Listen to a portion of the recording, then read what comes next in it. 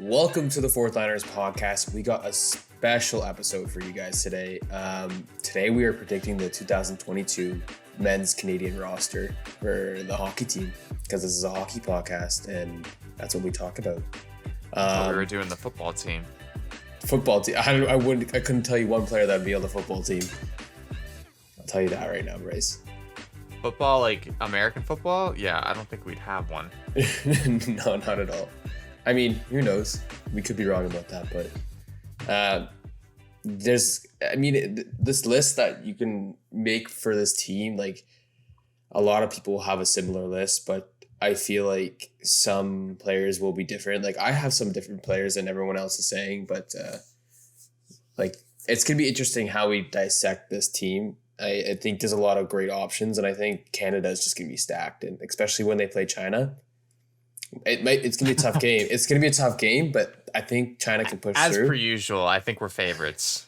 I think we're favorites. Sure. But there's plenty of teams like the Americans, the Russians, the Swedes, the Finns. I mean, they're all capable of winning gold, right? So it's just about getting the right team, because I think any given year with the right combination of players, Canada can win gold, right? It's just about how I guess the team's constructed, and it's going to be interesting. There's definitely a couple weak spots, I think, on Team Canada that maybe we're not used to having. Yeah. But, I think our strengths are strong enough to overpower that. So, yeah, I think we should do maybe a breakdown for every country.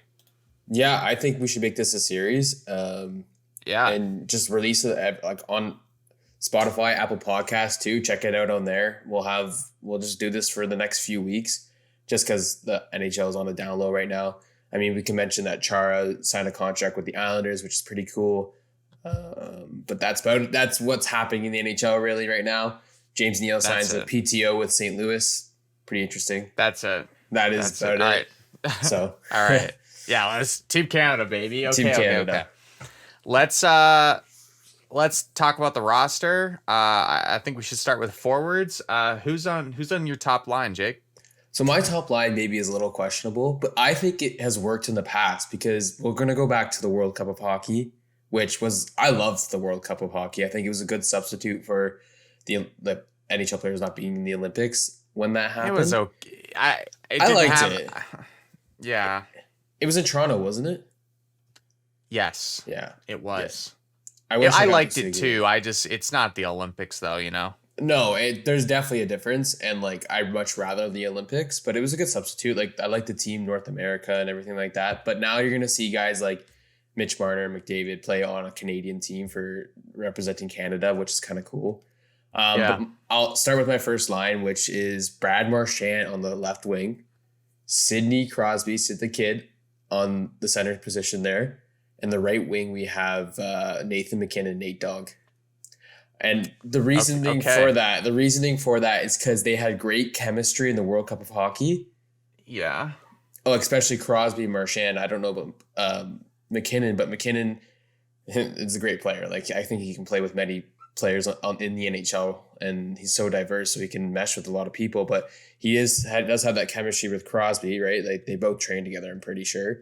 I just think it's a good chemistry line, and I think that line will produce, and it has two of the best players in the world on that one line there, and Marchand can be that gritty guy, but that could also score goals for them. So Marchand's played with Crosby a lot internationally. They do have good chemistry, so I don't disagree with Brad. No way. No, yeah, I think it's a good line. Yeah, it's an amazing line. It wouldn't be what my first line is, but what's your first line, Bryce? It's tough. I think my first line would be McDavid on center, and then one of his wingers be Mitch Marner, and then the other wing, it's kind of a toss-up, man. I think if you have enough center depth, I think Brayden Point could be his wing. Oh my, that'd be a nasty line, dude. I think Mark Stone could be his wing. Oh yeah, forgot about Mark Stone. Have we talked about potentially putting Crosby and McDavid on the same line? A little Gretzky Lemieux? Ooh. That is so true, man.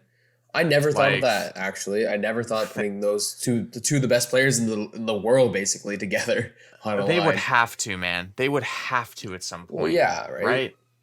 Like, just for us to see it, you know? But yeah, so I think my top line would be McDavid, Marner, and then it's a toss-up, man. You could say Huberdeau. You could say Mark Stone. Like, there's a lot of wingers you can insert there. I guess if I have to, like, make a solid pick right now, I think I would say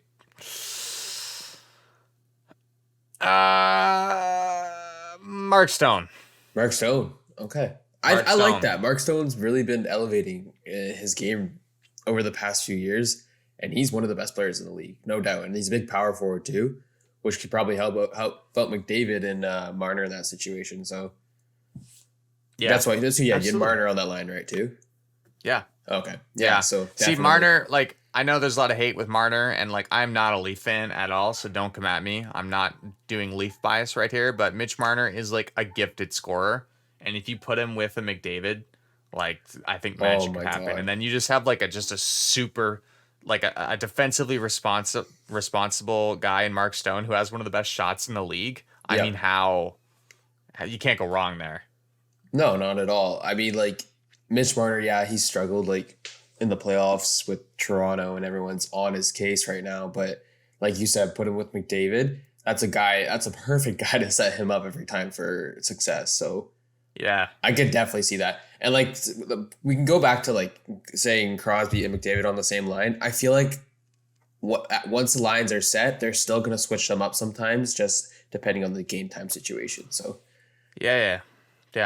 Okay, who's your second line? So my second line, I think it was, so this is, some people don't even have him on the list for the team. Jonathan Huberdeau, totally underrated player, one of the best players in the league. Huberdeau's sick. No one really notices because he's playing in Florida.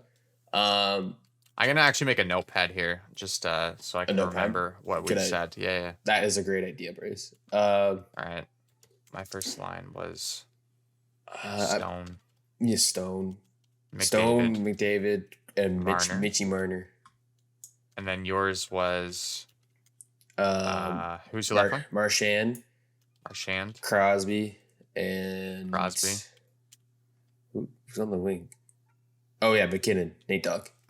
McKinnon. Yeah.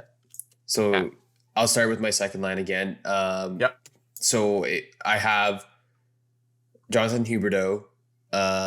Like I said, underrated. I think he'd be great on that second line. And then you slot him with McDavid, one of the best players in the league. So, and I think when you have Crosby and McDavid separate on like two separate lines, it makes the firepower of Canada kind of more spread out. It spreads it out kind of more. I agree. I like, ideally I'd like to have them on separate lines, but I would love to see them play on the same line for a period, you know? Oh, yeah, no, and I think it will happen. It will, for sure. They have to do that. Like, that has never been done before for them, so they have to do that. And then my guy for the on the wing, for the other wing, is Braden Point.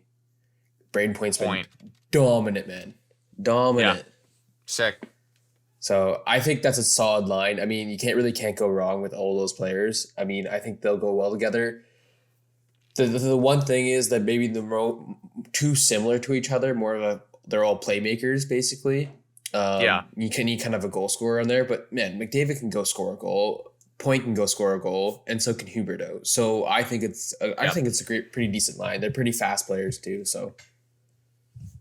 I like that. I mean, dude, it's hard to get this wrong. It's really hard to get this wrong. Oh, for sure. Yeah. Because all the lines are our first line, basically. Yeah. So I just have a list of players here I'm looking at. My second line, I think, would be McKinnon. Yep. Let me just type that in. McKinnon. Crosby. And who did I have? McKinnon, Crosby, and Marchand? Was it? Do you have no? I have a different idea. Point. Oh yeah. Point. Okay. McKinnon, Crosby, Point. Dirty. I have plans for Marchand. So you already know where you're slotting him then. I think I do know. I think I Okay. do know where I want to put him. Okay. Yeah. Okay.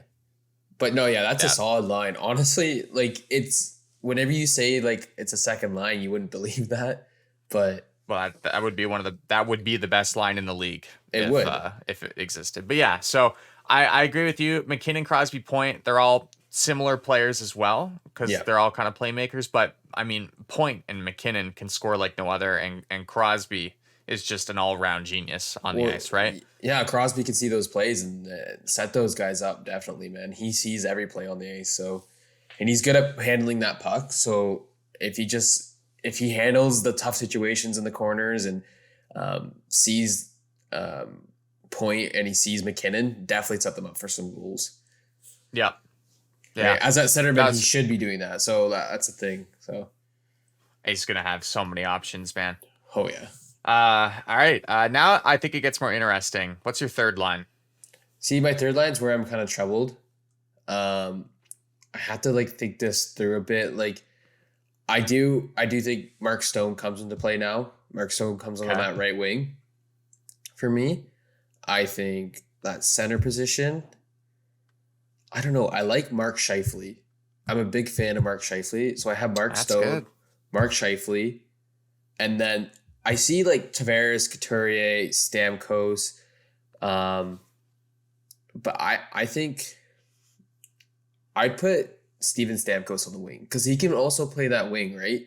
Or you can either put. I mean, I think Scheifele's more of a centerman, so I'd have Mark Stone, Mark Scheifele, and Steven Stamkos. I mean, that you're getting up there in age with the players, and that's kind of a big line. Except Stamkos. Stamkos is a little smaller. Stamkos. But I think that's another team, and that's another line for success. Mark Stone's kind of a bigger guy, but man, he can power through guys and just score at goals if he wants to. Having that guy too, like he can either go up to the first and second line easily, but I think he'll be set at that third line. And I do think Stamkos is on that third line too. Stamkos is getting there in age, and he has dealt with some injuries, but I think he's really earned that spot. I don't think they'll put him on the fourth line. I think they got him right there on the third line. Yeah, I like that line. That's good. It's really good. How about you, Bryce? My third line. Okay, so I'm going to keep Marchand and Bergeron together. Okay. I like that. And then I'm going to give them. I'm going to give them an offensive-minded winger in Huberdeau. Oh, okay. Marchand, Bergeron, Huberdeau for the third line. I like that line a lot, actually. I think Marchand, Bergeron have amazing chemistry, and Huberdeau, he's no Pasternak, but that's exactly who I was thinking for that position. Like that's just like a Pasternak substitute there. Yeah. Right, and then that is one of the best lines in the league right now. They get a lot of points during the regular season and playoffs. They do well. So like putting Huberdeau is less of a pure goal scorer than Pasternak for sure, but like Huberdeau can score. Same caliber player, right? Yeah, superstar. So I like that. Yeah, and it's defensive. You know, you can put that line out there to shut people down. Marchand and Bergeron are great at that, and Huberdeau is, I think, pretty sound defensively. Oh, for sure.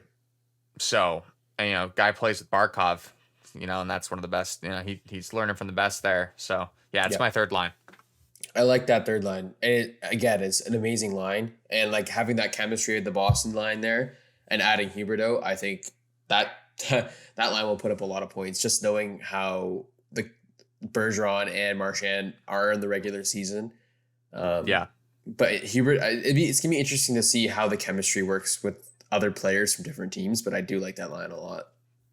Nice. Okay. Yeah. Fourth line, buddy.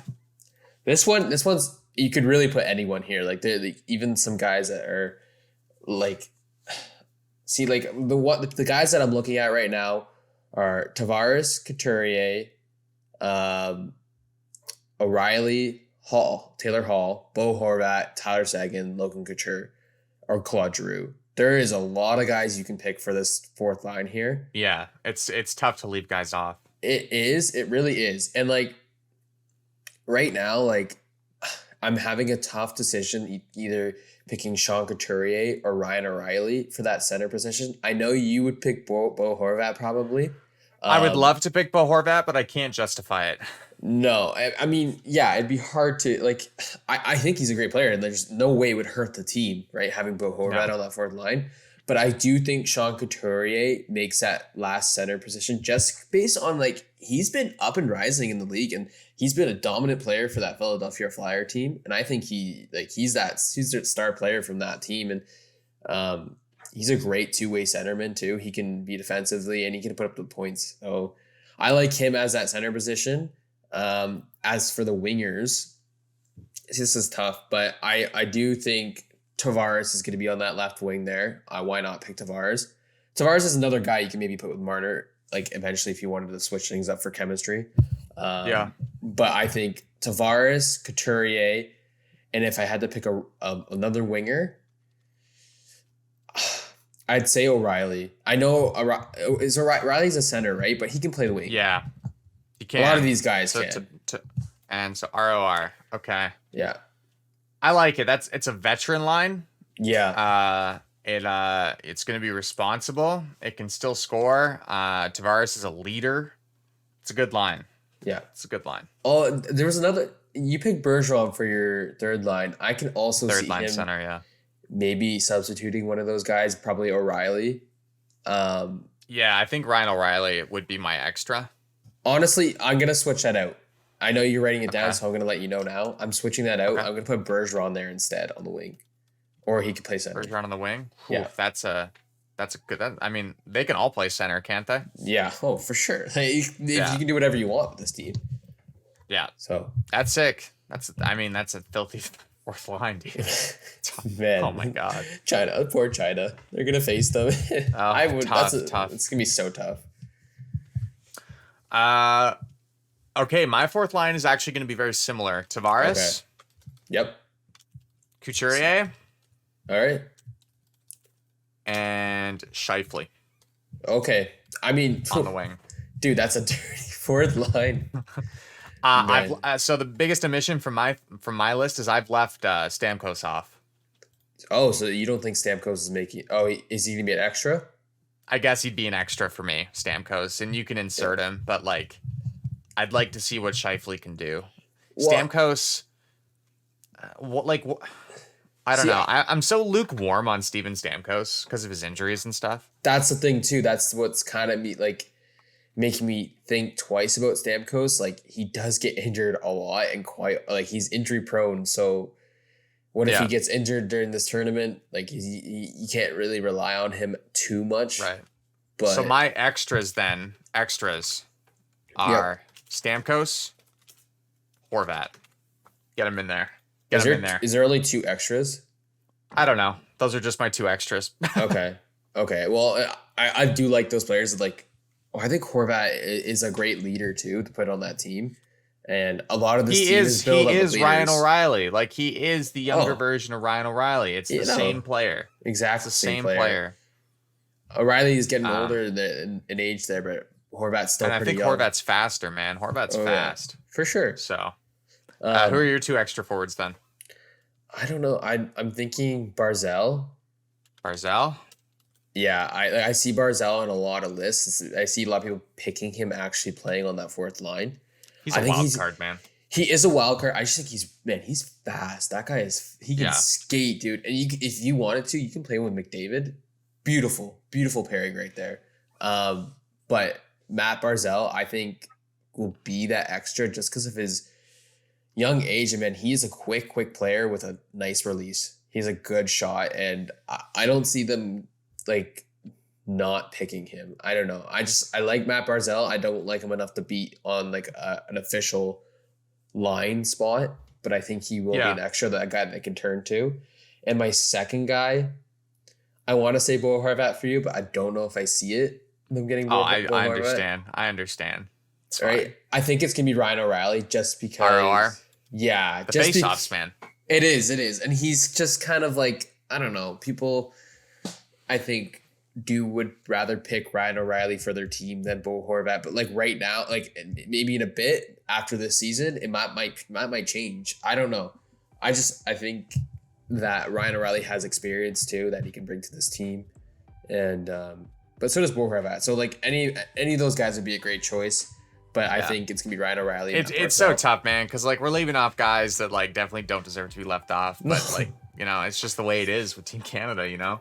All right, it's hard to get everybody on there. How am I cutting this guy? He has, like, 80, 90 points during the season, or whoever, like, you know, Taylor Hall, he's an amazing player. Bo Horvat, Tyler Seguin's another injury-prone guy, but Couture, Giroux, man, all nasty players, dude.